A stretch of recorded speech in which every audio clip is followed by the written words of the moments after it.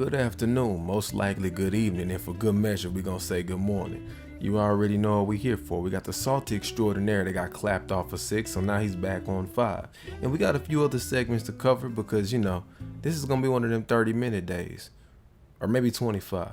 I don't know. I try not to stretch it too long because then I gotta like keep going over the whole video to make sure everything right, so it extends the post period for like 2 to 3 days. But we gonna see what we working with, man. Let's not waste any time and get right into it.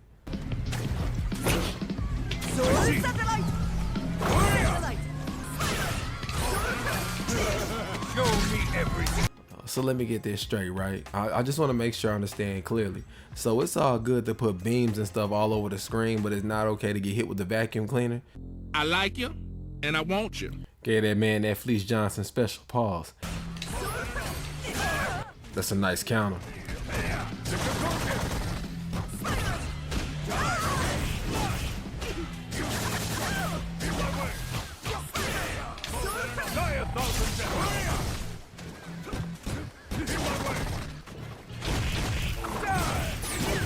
Ooh, you went crazy on him with the anti-air. This nigga just wasting my goddamn time, dude.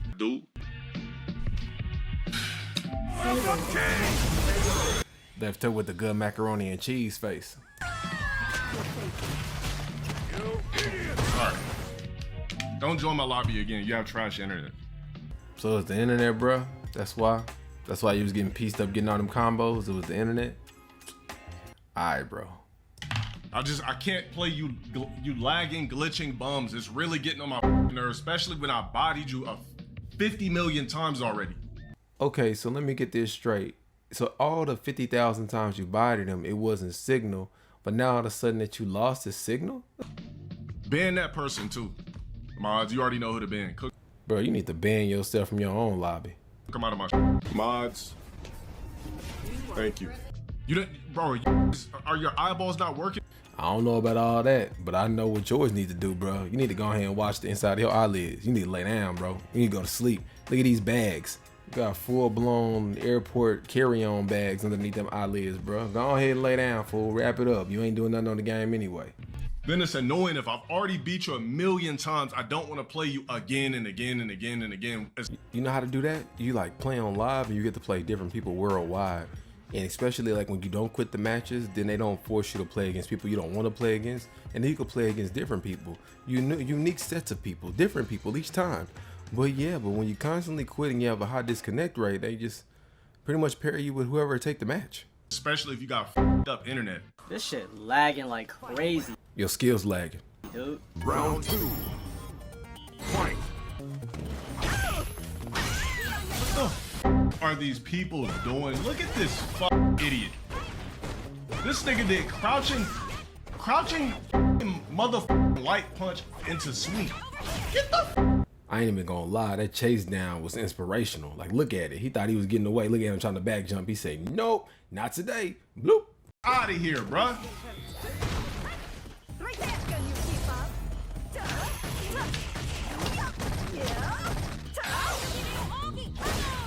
Nah, bro, nah, we can't do that. That block game was phenomenal. So let me guess, there was lag in there too, right? that was lag too, right? All right, man. All right. I'm not completing the game. I'm a round up, but I'm still not playing this bum. You don't deserve to play me.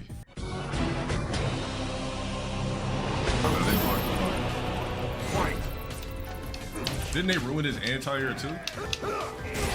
Dang, why he punch him in the head like that? That look personal.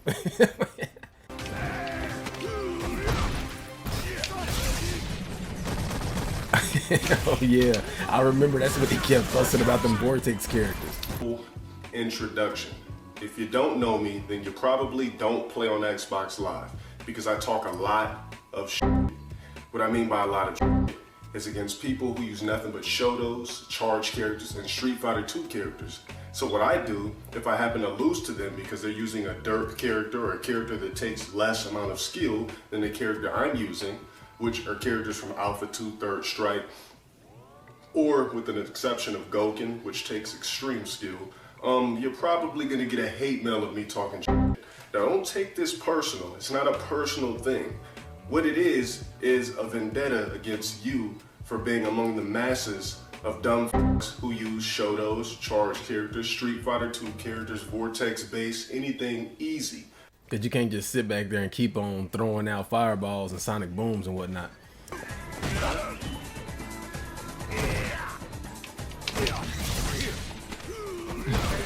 Damn, bro, he scooped your ass up like it was time for holy matrimony out here, man.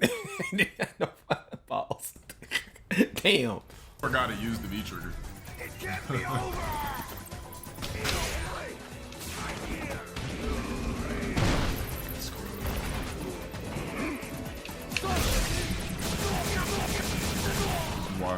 This is why this shit is not a thing. Damn, bro, why he beat your ass like that? That's just that, like, bro, he beat you like he had something to prove. He beat your ass like it was personal.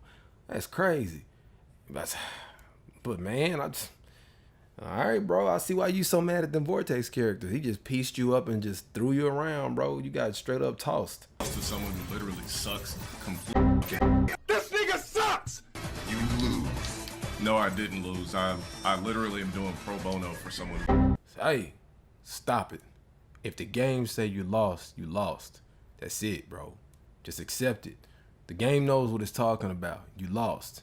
Ain't no pro bono nothing, man. You got pro whooped, and then the screen told you about yourself and let you know you lost. But we're going to go ahead and move on to our next segment. Right there. This is a topic that I briefly mentioned yesterday. I had no idea how much it was going to blow up on social media just within the last 24 hours alone. Everybody is discussing this to the point where some are getting a little extreme, but either way, you be the judge. Let's unpack these buttons. Let's go. All right, now into them first set of no more motion inputs is seeming to be the new norm. I'm going to start by saying that's a problem. That is not a good thing. You cannot remove. There needs to be a reward for people who put the work in to do it over people who just push the buttons. I think it should be available to be accessible. So basically, you're able to fight and play the game, but if you can't do the moves, you can't do the moves, just like in old school. Like, yeah, you could do damage and whatnot, but when you can put those combos together and chain them together with those motions, then you can do maximum damage. But there should be no benefit for people not being able to do those inputs. Should it be simple enough for them to be able to play it? Yes. However, should they be rewarded for not knowing how to play it the rest of the way? No. And that's where you're giving up the balance. You're giving up the balance by not allowing people to play the more difficult way and rewarding them for it. That's where the mistakes are going in. That's where they're going wrong. And the FGC is seeming to be pissed, buttons that need to be checked. So we briefly talked about this yesterday because we were mentioning Incredible Versus. I'm sorry, Incredible, what the hell am I talking about? Invincible Versus, the new game coming out, mentioned that they were not going to have motion inputs, that your specials were just going to be a button. They're trying to make it easier for newcomers to come in. Obviously, you heard the song and dance before. Now, the specials being one button, that's an issue because it just makes it too easy to push it. And like I've said before, anything that's too accessible is going to take away the special. This will take away the specialty of it. It's going to take away having any highlighted players. It's going to take away the difficulty. Basically, oh, I could do that too. Oh, I could just catch you. If I played long enough, I could just catch you slipping with the special too. And that's not what you want from your game. You want from your game, like, yeah, I could play it, but I don't do those extra combos, or I don't do those extra specials. Yeah, those are a bit difficult. So the pros, you got to draw a line between the people who are pro and the people who just like to casually play the game, but not make it so difficult to where they don't want to adopt the game at all, to where it's so over the top they can't do anything. You know what I'm saying? So the standard parts should be there. I agree with that. It should be accessible on a standard level. On that specials and all the super moves, no, they shouldn't have access to that if they cannot do the super moves. Or if you do push one button, it needs to be nerfed by 50%. Because there has to be a punishment. There has to be free will to want to be better at the game and play the game that way, and not also reward somebody not taking the time to learn the game. And doing with a damage scaling like 50%, it'll give them an incentive to learn it, because it's like, I want to do that much damage. Let me see if I can go to the trials and get this combo down. Like, if you don't set forward an incentive for them to learn it, they're not going to learn it. They're not going to want to learn it. They have no reason to learn it. Because realistically, if somebody can do something the easy way, they're not going to choose to do it the hard way. That's just natural. And if you're competing, you're definitely not going to do stuff the hard way if there's no benefit to it. But if you make it too easy, you're going to ruin your game. you're gonna ruin your game. And if this doesn't tell you that that's not what happened, look at the current fighters and how they're being treated. Ain't no real hype around these games. It's not. And why is that? Why is it? Go ahead, don't worry, I'll wait.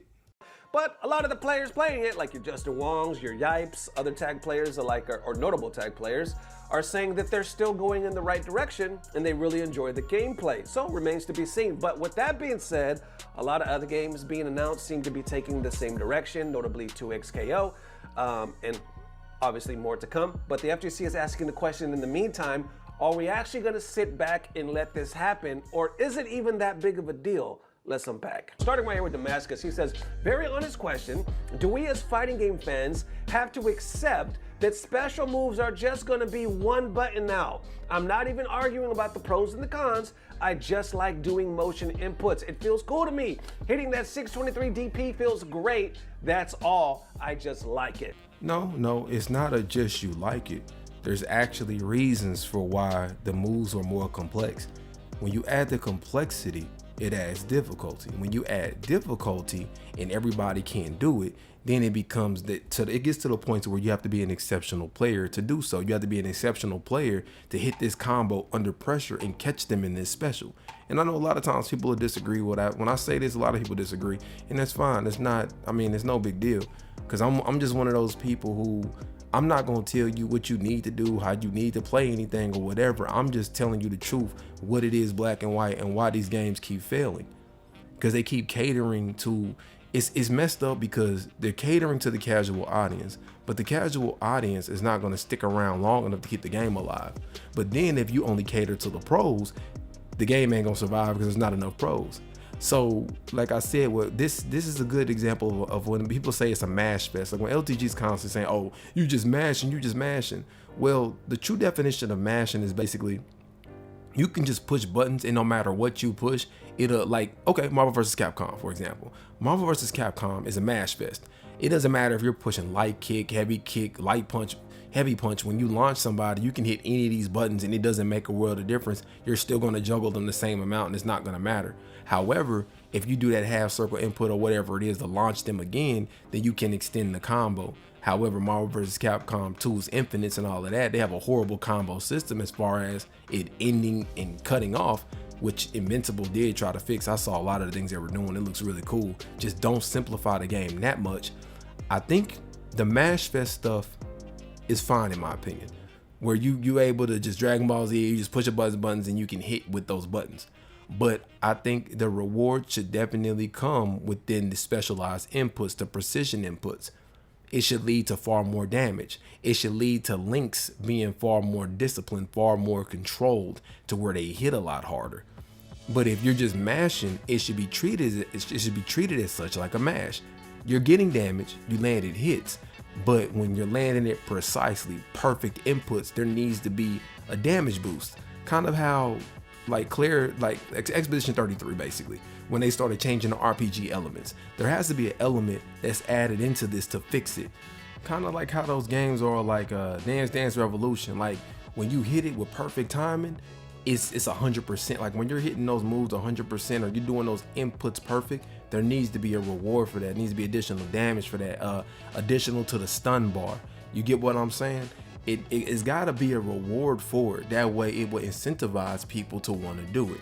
But if you have no reasons for it, and it's just like, well, shoot, if you play modern, it really doesn't matter. I mean, essentially it's the same damage, or we just nerf it 20% when you don't. You were purposely setting your game up to fail.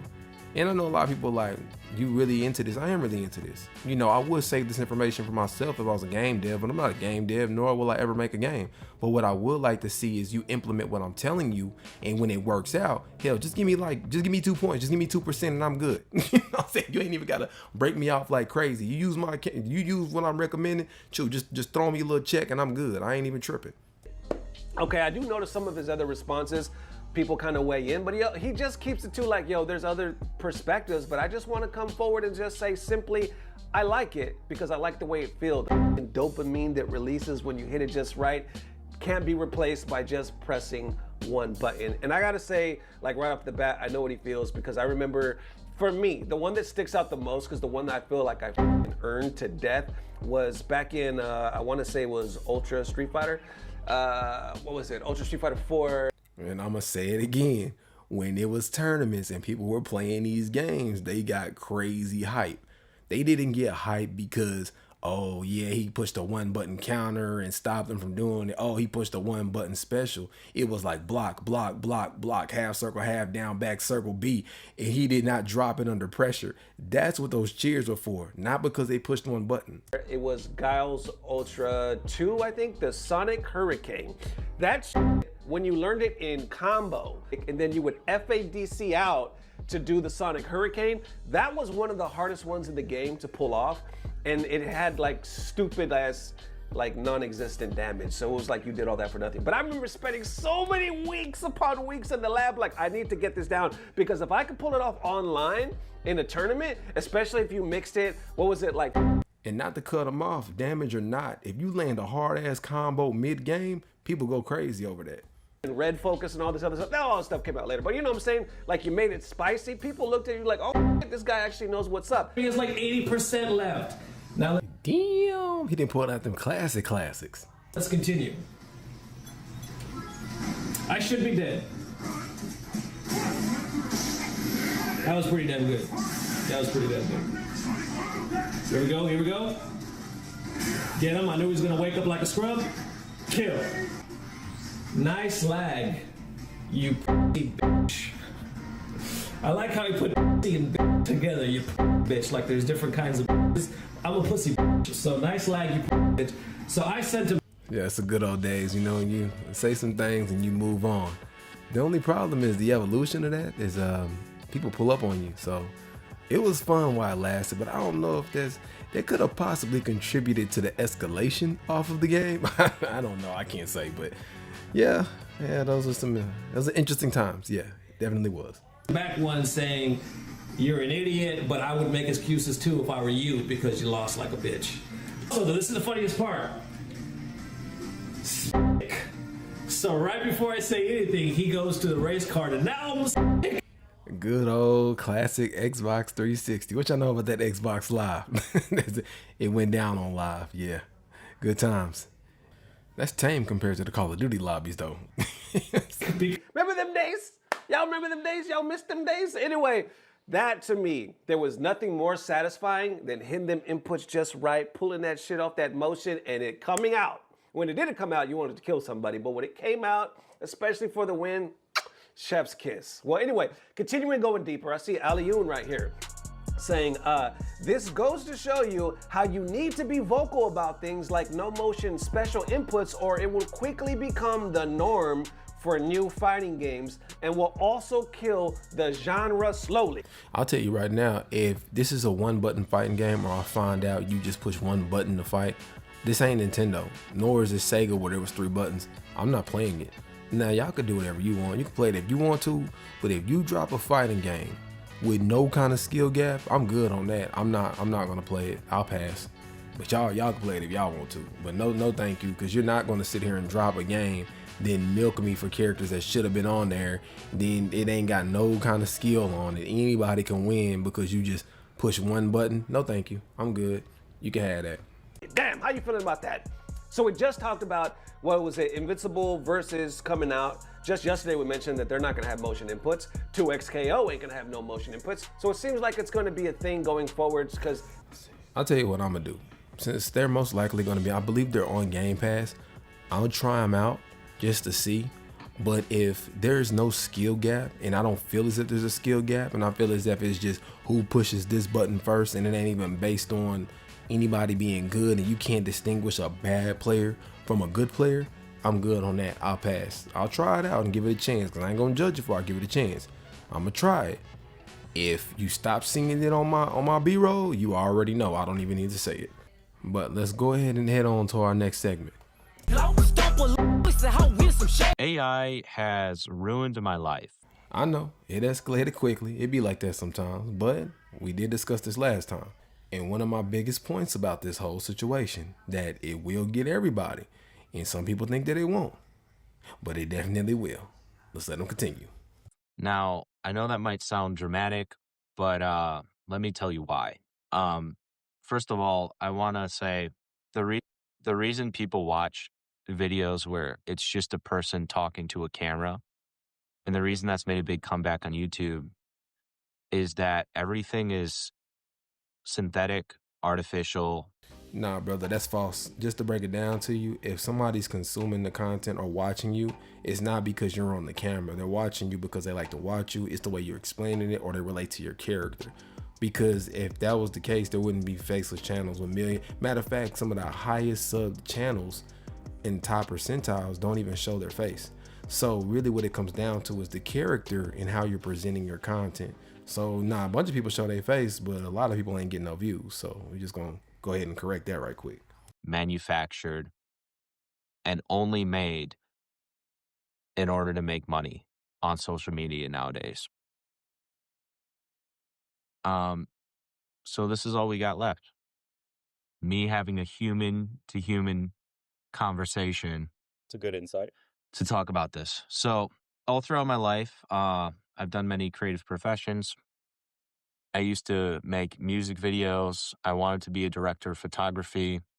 I'm gonna keep it real with you, bro. The writing was on the wall when you started becoming able to get Canons for $350, like the T3 Rebels and all of that. When you could start getting professional grade entry level cameras for $300, $400, you should have known it was game over.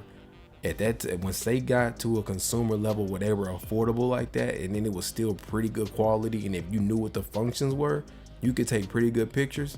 But most people is just good enough. It ain't even gotta look professional. It just gotta look clear enough and good enough, and then they're fine with it. You should have known the writing was on the wall for that part. Now videography is a little different, but the photography, yeah, you should have known better. Which, if you don't know, is pretty much like the head of the cameraman in a video production. I used to be very into video production. But the common theme of my life is that I've always loved creative endeavors and projects. I made some money with video production. It was all right. But then after I had about 3 clients in a row that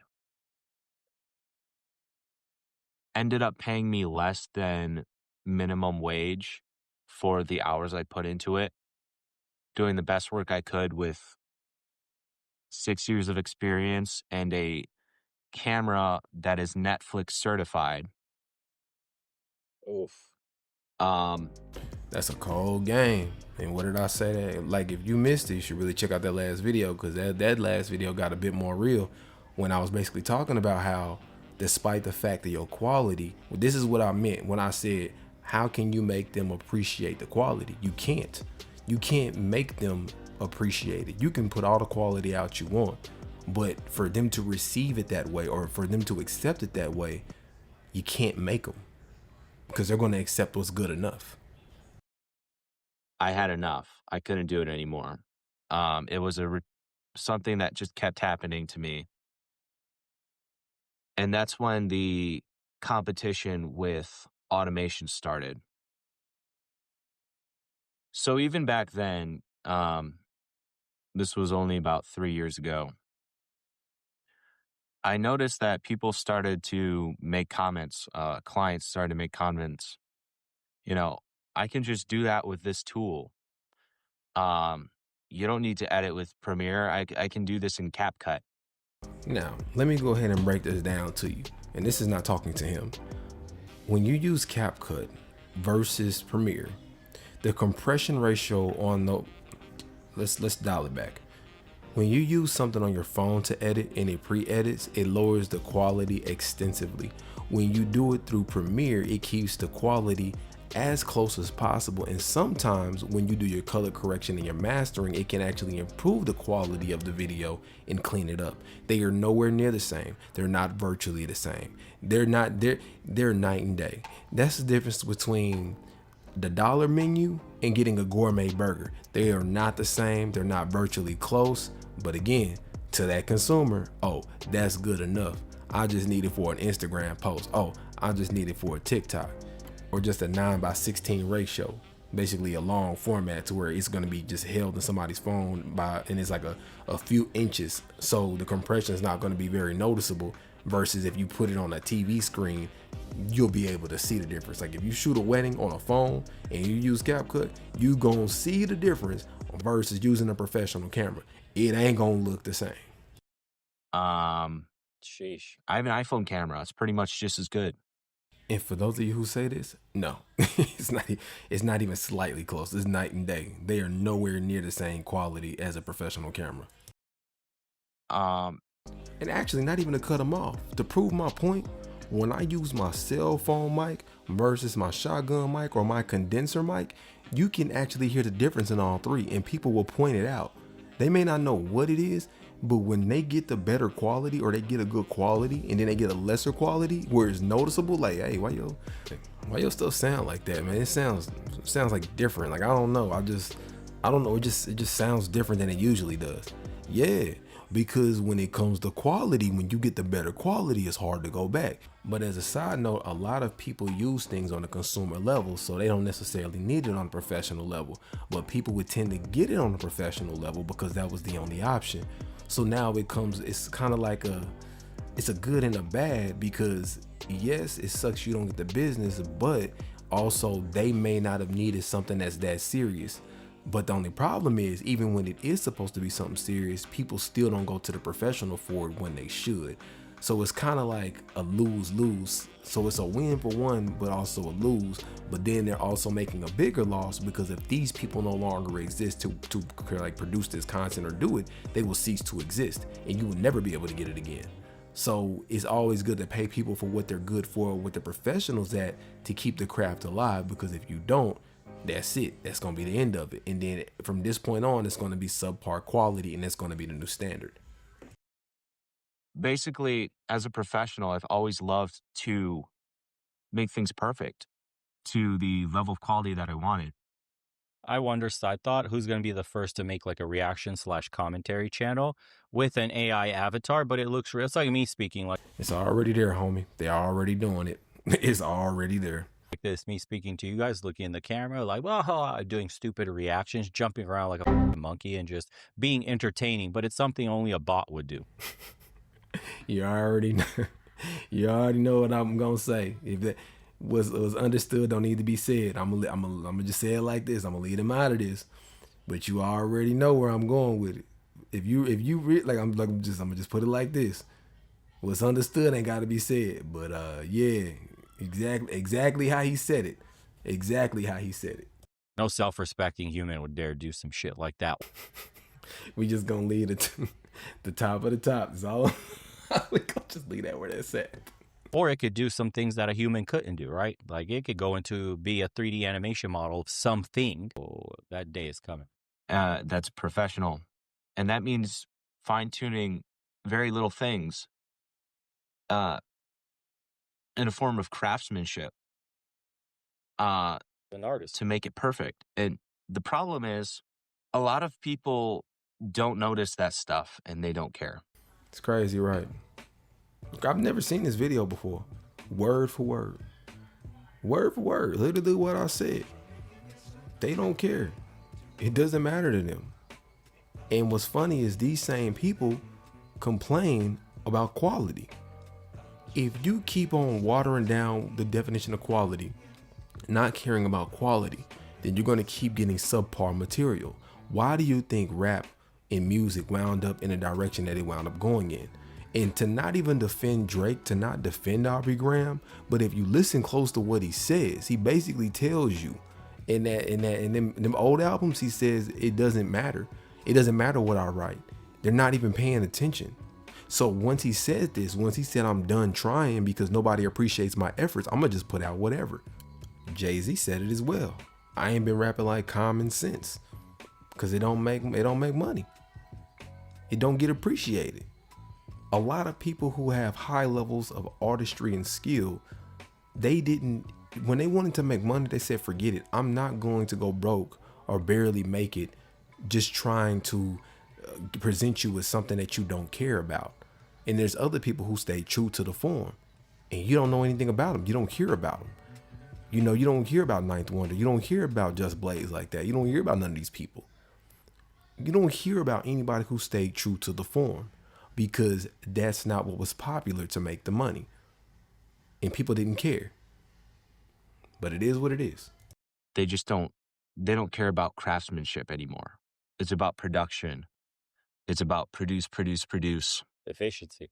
Meet the damn quota. Get this content out. And so I had enough with video production. A little before then, I started on TikTok. Don't click out, okay? I'm not a cringy TikToker. I just made videos that were creative. It was my creative outlet, and I really enjoyed it. And speaking of TikTok, that Spot app, all that stuff y'all was doing, all they did was put it into the programming. Through all that creative stuff, all them things you're doing, they just fed it to the system, and then they created the system to replace you from everything, all the data that you gave. They harvested all that data. That's what they did with that data. They utilized it to replace you so they won't need you anymore. Which I don't even understand how that works. Because I'm like, is there only going to be consumers on? I think what they're trying to, ultimately the goal is to have nothing but consumers on media and nobody that they have to pay. So I think they want to maximize their profits and utilize the users as consumers at the same time while nobody eats off of it. I think that's what they're trying to do. But that's all an alleged, that's all a theory, not proven in fact, but just a theoretical. I did that start TikTok at the December of 2018. So that's been about 6 years now. And I got success on TikTok. I got about 430,000 followers from that. Okay. But there's something that happened around 2022 that just made TikTok stop being fun to me. And that was that AI tools and things like CapCut started to become mainstream,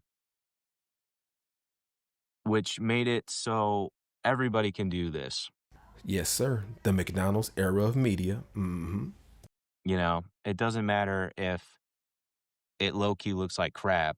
And I'm not judging people. No, you said it right the first time. It looks like McDonald's. It looks like fast food. It's literally what it is. It's fast food because that's really all they're looking for, to do posts back to back to back, that's what it's for. Constantly pushing out content. Just a content funnel, because none of the posts actually matter. None of the content actually matters. It's just about getting it out as quick as possible. So that's why they're utilizing those different programs, because it would be impossible to actually pay a professional to do these things, because then you're looking at anywhere from 150 to 200 plus a video, like another creator that I covered earlier who basically spent the 60K. But this is crazy. I spent $98,000 last year on YouTube. So just even digesting this, it's like, what the fuck, man? Like, how the hell did you put yourself in this position? Most of that cost is contract labor. So an editing on my podcast is about $500. Then you have to account for thumbnails. That's about $40. Then you account for someone that does captions. That's about $50. Then you have to account for, what else? Hold on, how do I put? Yeah, oh, right. I forgot about this one. People coming on the show. Most of the people have no money. They have nothing. And so I need to help with transportation. I need to provide a slight incentive at least for them to come and just open up to me. That's about $200 or so per person. So every production, every video that's coming out every week is more or less, when you account for everything, about $1,000. Now, there's some things that I did not touch on that last video as far as him. Looking at his content and his quality, at how great it sounds, the camera quality, how great it looks phenomenal. Now, yes, he spent 90K and he brought back 40. He actually managed to get up to roughly 36, almost 37,000 subs. That's a hell of an accomplishment. I'm going to tell you why. Because he was still making that money from his job and managed to passively build a YouTube channel full of quality, and he was able to get it that high. There's plenty of people who can sit here and spend, look at Concord. there's people who spend millions and millions and borderline billions of dollars and see no return. So trust me when I tell you, even seeing a 50% return on something that you didn't give all of your specific time to and growing it to keep quality on it, that's a big deal, because guess what? It has replay value. It has rewatch value. So yeah, for right now, it seems like that's the wave. But see, everything goes in cycles. Right now, this microwavable stuff, yeah, it'll work for now. But see, when everything's microwavable, it's gonna go full circle and go right back to the quality. And everybody who's playing this game, doing it the wrong way, doing it the quick way, they're gonna pay for it in the end. It's a turtle race. At the end of the day, all of this is a turtle race. And if you think you're gonna rabbit your way through this, mess around and find out. You're gonna be out here looking like bubblegum. What was the old girl name? The AI chick. I can't even remember what Popcorn's so good. You know what I'm talking about, man. Pinky doll, there we go. You're gonna wind up with a pinky doll situation. You're gonna go up overnight with your McDonald's, and next thing you know, ain't nobody even gonna talk. I barely even remembered her name. And I'm not being ugly or being funny. I'm just saying, like, when you produce McDonald's content and it ain't memorable, that's what's gonna happen.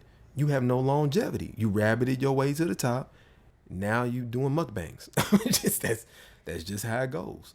But that, like, if it's 80% there, it's good enough. Post it. You know, for example, there are a lot of examples.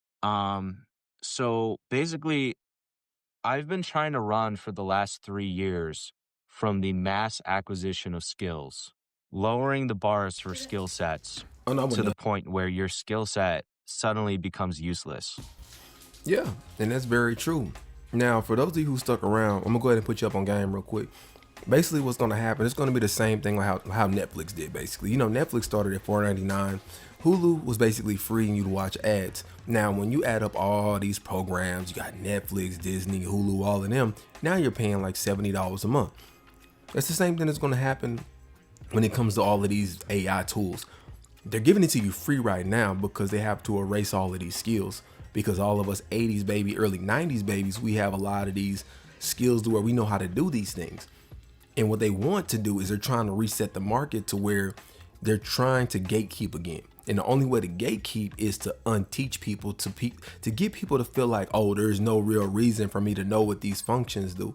Like, even as far as engineering, if you think that stuff's going to remain free, you got another thing coming. And for all of these features, now what's going to happen is your computer going to be like $2,000, $3,000 for you to have these programs on here. Then it's going to turn into, okay, for the $4.99 subscription, you can have the Auto Master on here. So when they get enough adopters on here to where they're raking in money hand over fist, they're going to start charging you for it. Like CapCut, you can get away. They ain't really found a way to monetize CapCut like they really want to.